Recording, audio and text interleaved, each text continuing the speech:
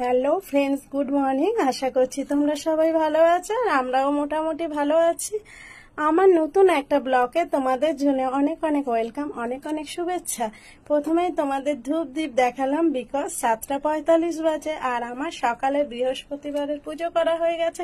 শুভ বৃহস্পতিবার। আর এই ভগবানের সাক্ষী রেখেই আর ভগবানের সামনেই তোমাদেরকে আমি ভগবানের কাছে কামনা করছি এই যে প্রদীপটা জ্বলছে, এই প্রদীপের মতো উজ্জ্বল যেন সমস্ত মানুষের জীবন হয়। মানুষের মধ্যে ভেদাভেদ, অশান্তি, হিংসা, মানুষকে ঠকানো জিনিসগুলো যেন মানুষের মন থেকে মুছে যায়। আমি নিজেও যেন অনেক বেশি ভালো হতে পারি এই কামনা করে আজকের ব্লগটা শুরু করছি। আশা করি তোমাদের ভালো লাগবে। প্লিজ ব্লগটা একটুও স্কিপ করবে না, কেমন? তো নাও, জয় মা লক্ষ্মী, সবার মঙ্গল করো।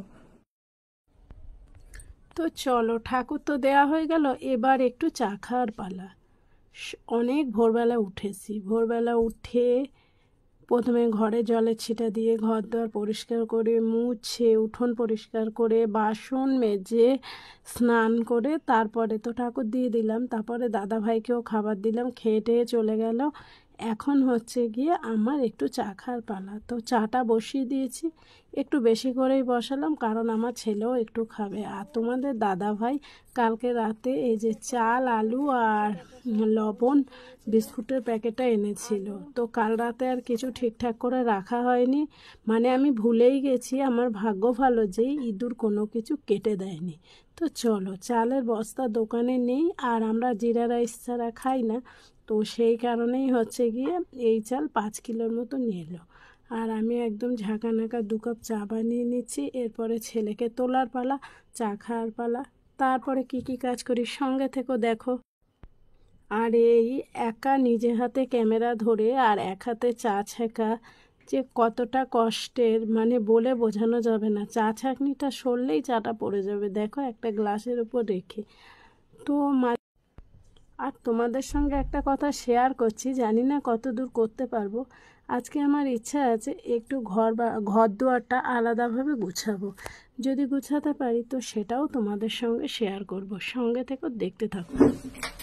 তো বন্ধুরা, আজকে অনেক অনেক মানে আবারও অনেক রকম কষ্টের মধ্যে দিয়ে, গরমের কষ্ট, সব রকম কষ্টের মধ্যে দিয়ে রান্নাটা করলাম। আর তোমাদেরকে সকালেই একটা ভিডিওতে বলেছিলাম আজকে মাংস খেতে ইচ্ছা করছে, ডাল খেতে ইচ্ছা করছে।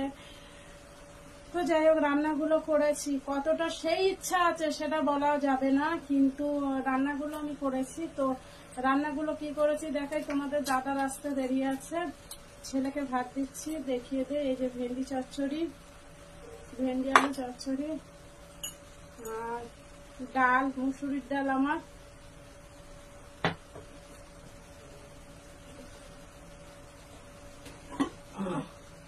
এই হলো মাংসের ঝোল। আজকে একটু ঝোল ঝোল করেছি, ঠিক আছে। তো ছেলেকে একটু ভাত দিয়ে দেবো, ছেলেটা সকাল দিয়ে না খাওয়া, ওকে একটু ভাত দিয়ে দেই। দিয়ে আমার এখনো অনেক কাজ করে আজকে আমি সেভাবে কাজ এখনো সেরে উঠতে পারিনি। দাদা বাড়িতে এলো, জল ঠল খেলো, খেয়ে দিয়ে বললো যে স্নান টান করে, আমার চান পুজো অনেক সকালেই হয়ে গেছিল। তো তোমাদের সঙ্গে তো কোনো ব্লগ ভিডিও এডিট করে দিতেই পারিনি, কি হচ্ছে কদিন জানি না। ব্লগ ভিডিও অনেকই করা আছে, গতকালকেরও ভিডিও আছে, দেবো। তো আজকে ছোট্ট একটা মিনি ব্লগ করে দেই, একটু ছেলেকে ভাতটা দিয়ে দেই। এত বেশি গরম। এমনকি ফ্রিজ থেকে বোতলটা নিয়ে, ফ্রিজটা ইমিডিয়েটলি পরিষ্কার করতে হবে। কি বলবো, এইটুখানিতে হাঁপিয়ে যাচ্ছি। কালে ভাবো দাদা রোদ্দুরে কাজ করছে, তার কি হচ্ছে। তবে ডালের পুরো গাঢ় অংশটা দেবো তো। কেন সব খেতে হয় একদম গাঢ়? দেখ, বাটিগুলো নষ্ট করবি না বাবা, একদম গাঢ় অংশ। এমনিতে ডাল আমি গাঢ় গাঢ়ই করি, দেখো একদম থাক থাক ডাল করি আমি। সবকিছু খেতে হয় না। ওদিকে আমার মানটি হাহা করছে, ও এমনি সবজি ভালো খায়, মাংস হলে আর কিছু খেতে চায় না। আমিও কিন্তু সকাল দিয়ে না খাওয়া, গরমে ভালো লাগছে না গো। আমি এমনিই খাই না, তেমনি খাওয়া হচ্ছে না, গরমে সত্যি ভালো লাগছে না।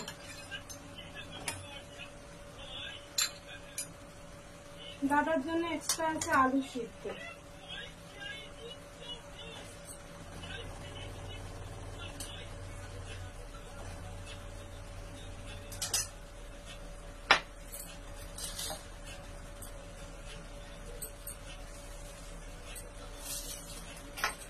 বন্ধুরা, গরমে তো তোমাদের বলতে পারবো না, বা অত দূর থেকে এসে আমার বাড়ি এসো, তো যদি সম্ভব হয় কারোর আমার বাড়ি এসো, যতটা পারবো। তো এদিকে এবার ছেলেকে খাবার দেওয়া গেল, আমার 2 মেয়েকে খেতে দেবো, কারণ আমার 2 মেয়ে সেই 11টায় খেয়েছে আর এখন প্রায় 1:30-2টো বাজে। আমার মেনটি খাচ্ছে চিংড়ি মাছ সেদ্ধ দিয়ে, আর বাইরে আমার ছাপা খাচ্ছে। এটা হলো আমার বড় মেয়ে, ও চিংড়ি মাছ সেদ্ধ দিয়ে, যেহেতু দুজনের মধ্যে কোনো অ্যাডজাস্টমেন্ট নেই, সেহেতু দুজনকে বাইরেই খেতে দিতে হয় ছাপাকে, আর ভেতরে খেতে দিতে হয় মেনটিকে। আর থাকেও ওরা কিন্তু আলাদা, দিদির ঘরে আর আমার ঘরে। আর দেখো খাওয়া হয়ে গেছে, মেন্টির ঘুমটা দেখো, মেন্টির জন্যই কিন্তু ফ্যানটা চলছে। যে ঘরে যখন বিড়াল থাকে সে ঘরে কেউ না থাকলেও ফ্যান চলে। তো যেহেতু পেট ভর্তি, ও এখন বিশ্বাস করবে না 2.5 থেকে 3 ঘন্টা ঘুমাবে, আর ঘুম থেকে উঠলেই কিন্তু ওর মুখের সামনে খাবার ধরতে হবে, নাহলে ম্যাঁ ম্যাঁ করে বিরক্ত শুরু করে দেয় ও। তো চলো, সারাদিন তো অনেক কাজ করা হলো, ঘরও গুছিয়েছি, এবার সন্ধ্যেবাতিটা দিয়ে নিই।